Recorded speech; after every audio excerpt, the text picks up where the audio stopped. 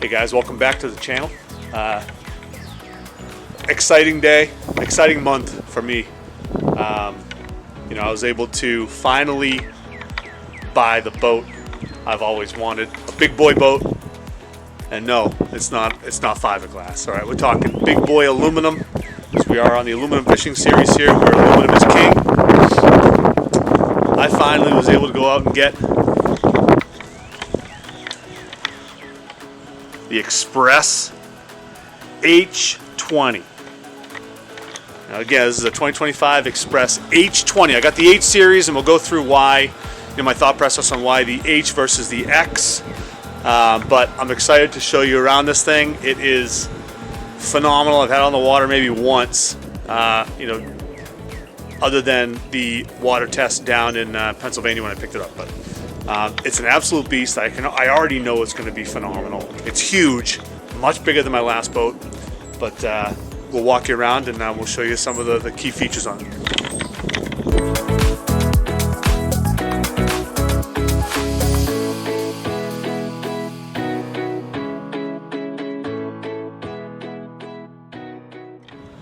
So let's talk about the color first.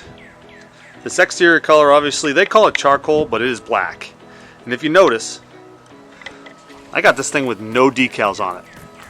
So it is just blacked out all around. And I think that just looks really, really cool.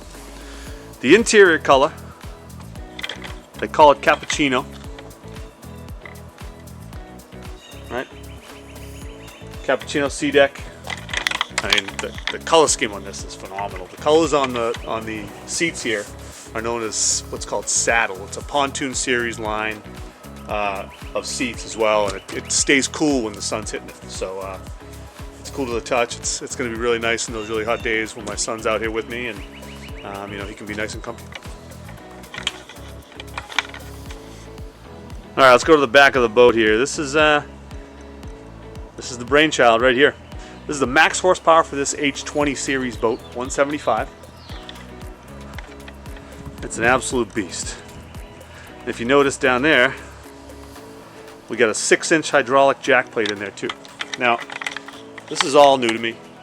I've never had a jack plate before, hydraulic jack plate. I've had a setback plate, but it didn't really do much.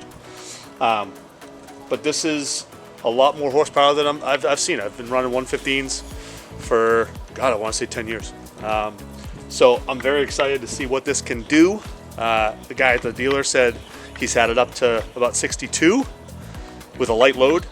So that's plenty fast for me where I'm going. I mean, some of the waters I'm on have horsepower limits speed limits of 45. So I'm not as jazzed up about going 62 as I am just the sheer power of this beast. But when he called me after he water tested the boat down there, he was asking me a bunch of questions about, how I like to fish, what kind of load I'm running on this boat. Is it a light load? Am I mostly fishing heavy loads, full pack? But I kind of fish both, right? So I do some team tournaments mostly. I do some solo fishing. When it's just me, it's going to be a lighter load. But he asked because this engine ran so hot that he could either put a 22 or 23 pitch prop on this thing depending on how I wanted to fish. So he called to see how I wanted to set it up. Now, I'm not one to go flat out full top speed all the time. So I'm willing to give a little bit on the top end speed for a better hole shot. So I told him that I'd probably do more of a heavy load, but I want that quicker hole shot rather than that top end speed. So I'm gonna lose a couple mile per hour on the top end speed, but he did put a 22 pitch prop on this. If I was running more of a light load a lot of the times, he would have recommended me put a 23 on there, and that would have given me, that top end 62, 63 mile an hour speed. That's a Powerpole charge. All right, now I can't wait to test the hell out of this thing. All right. Now, it uses an app. You connect to it via an app on your phone. It knows what kind of battery you're trying to charge just by plugging it in. And what it does is distributes power wherever you want it. All right, distributes current. to charge whatever battery you prioritize in the app. Now, it's also connected to this engine so that when the engine is running, it's producing constant charge and holding that charge inside the unit. So when it needs to distribute that charge, it will if your battery gets too low, which is unreal. And that's another reason why I only got one. I mean, these things are expensive. These lithium batteries are getting pretty dumb with expense. There's some on Amazon right now that are going for pretty cheap. I don't know if I trust them yet, but this charge is going to help me out when I'm low. So it's going to give me more amp hours during the day because I'm going to be constantly charging when that engine's on. And there's another cool feature, a jumping feature too. If everything gets low, there's a jumping feature in this charge that puts all its energy into starting the boat in case all batteries are dead. So there's fail safes, but I am very interested to test the hell out of it, and I'll probably do some videos about power draw, drainage, and prioritizing power, and just to see how it works, because I've heard this thing is unbelievable. It looks awesome. My first kind of thoughts on it are really cool. The app is really user friendly. It's the Sea Monster app, so yeah, they were nice enough to send me one at a discount, just because they're helping us out with my trail this year. So we're giving one away at Winnipesaukee this summer. So definitely check out the website, aluminumfishingseries.com, and subscribe to the channel, and we'll be doing a bunch of videos on the charge, because I'm interested in testing the hell out of this thing. So I also had them just make another location there in case I wanted to add another battery down the road. Can't hurt whether it's an electronics battery or maybe another one of these 36 volt 60 amps if I start getting a little more serious about doing maybe 2 days, or practicing a lot more and needing more juice. Another important feature that I wanted to add in here was a main power switch.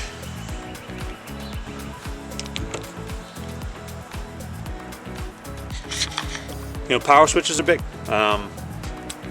In case you have any small leaks across any electronic circuits, this thing prevents any drawdown on any of the batteries. So definitely a must-have for that, and excited to have that on there. All right, so we'll hop into the boat and give you a little spin around the interior here.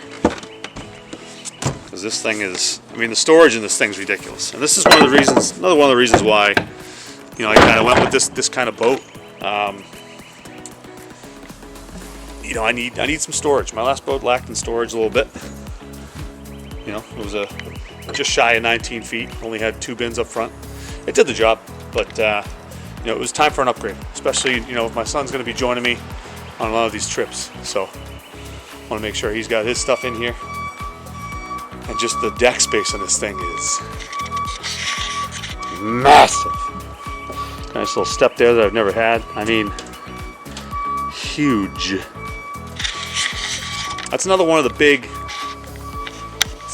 differences between the X series and the H series is the deck size, right? That obviously one's a 19, one's a 20 footer.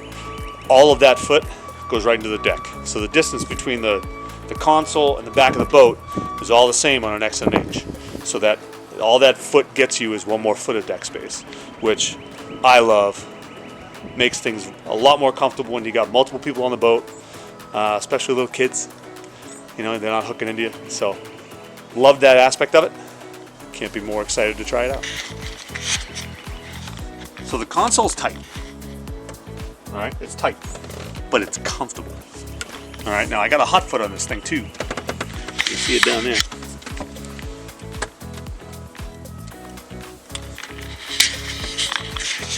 Now I've never had a hot foot, and I didn't know how I'd think about it, but I've ran it a couple times, and I'm starting to love it already. And I've only driven it twice, so it takes some getting used to, but it should be pretty fun when I'm used to it.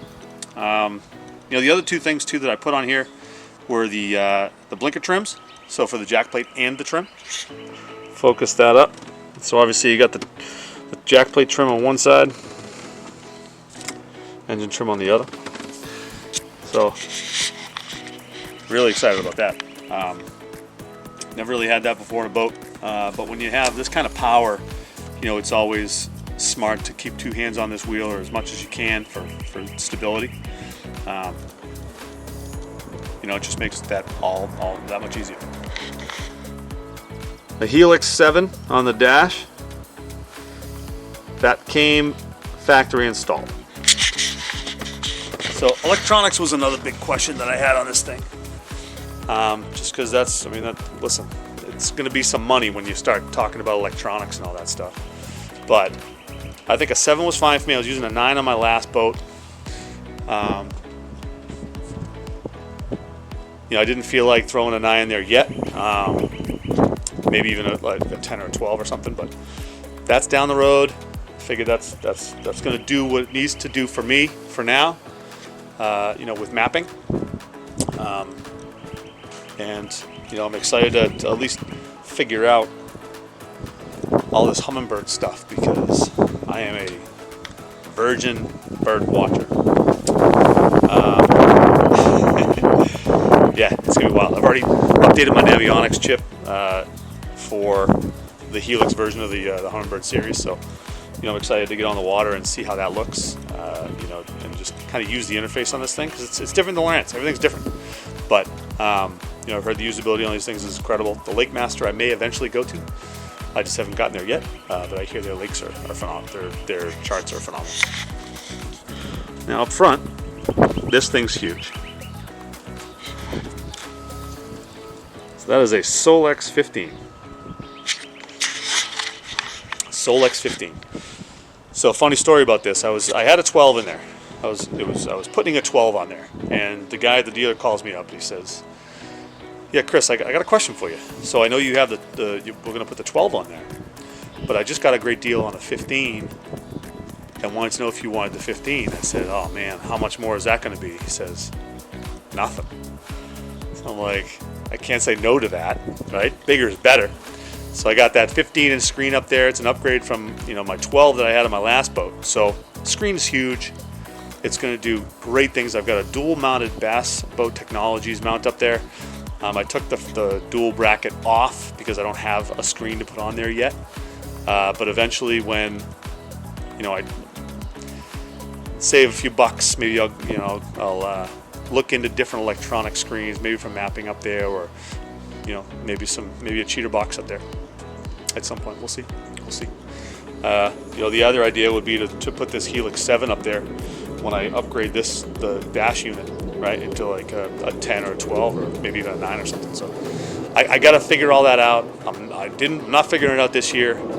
We'll see what happens next year. But that's how I rigged up this boat. It's phenomenal. I mean, I've already ridden in some pretty rough water when I test rode down at the factory. You can barely feel the waves. I mean, this is definitely a big boy boat. I'm excited about it. I'm nervous about it. You know, part of me is like, do I even deserve this damn boat? I don't. But anyways, let's look at some storage compartments.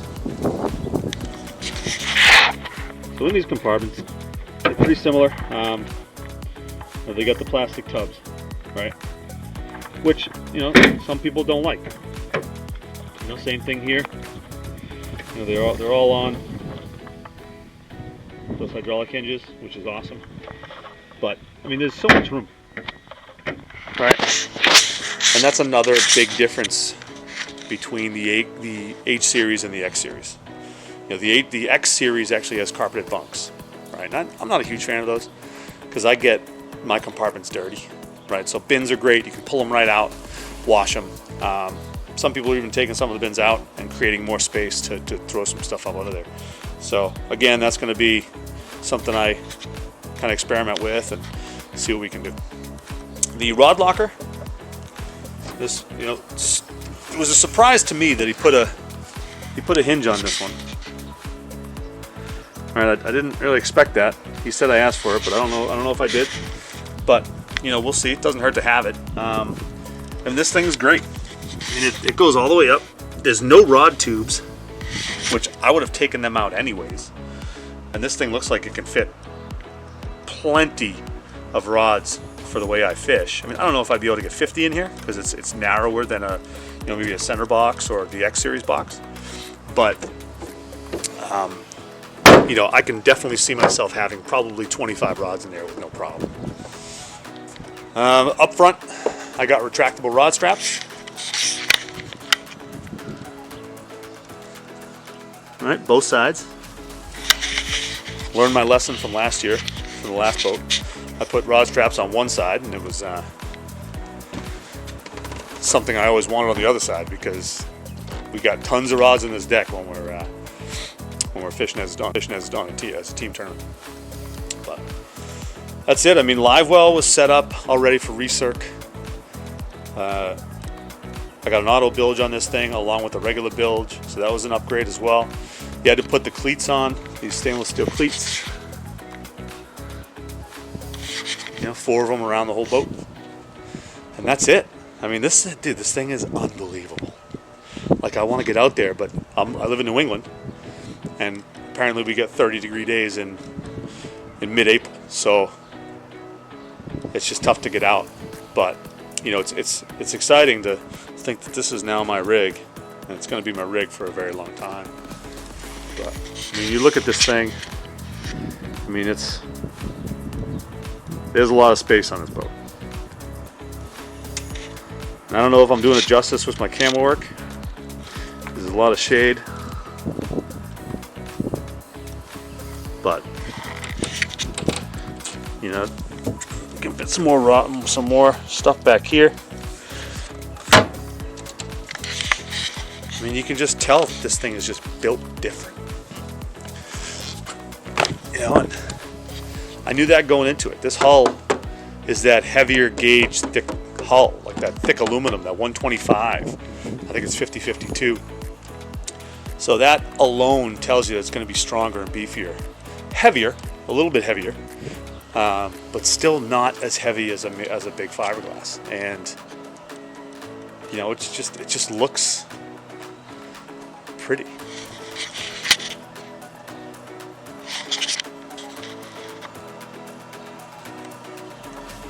So that's my boat. That's my baby. The trailer is beefy as all hell. It's so high up. You know, the tires are huge. I got brakes on both axles. So I mean, when you're towing it, you can barely feel it. It was a very, very comfortable tow. I've always been one to shy away from dual axle trailers, just because I put trailers to the test where I'm pulling them. I'm doing hairpin turns and some of the ramps that I go on. And, you know, I'll probably mess these up at some point, but you know, it was recommended to grab these dual axles and put brakes on them, and I think that was the right call. So I'm pretty excited about it. So yeah, I mean, I just keep looking at it. It's been raining for the last 4 days here. It's going to rain for the next 10 after today. I finally got a sunny day to do this video, but you know, it's exciting. And you know, as soon as I get on the water, I'll do some on the water reviews if you guys want. This is my baby. She's ready to roll. All right. Well, I appreciate you guys sticking around. Thank you very much. Hopefully this wasn't too painful, and you know, definitely subscribe. You know, if you like some fun content, we're gonna do some fun content. I mean, I've always struggled with what I want to do on YouTube, because it's very congested with fishing and education and all that stuff. So we may just make it fun, a fun channel to just watch a few episodes, some challenges, you know, some general shenanigans, I guess you want to call it. But that's it. All right, guys. We'll see you next time. See you on the water.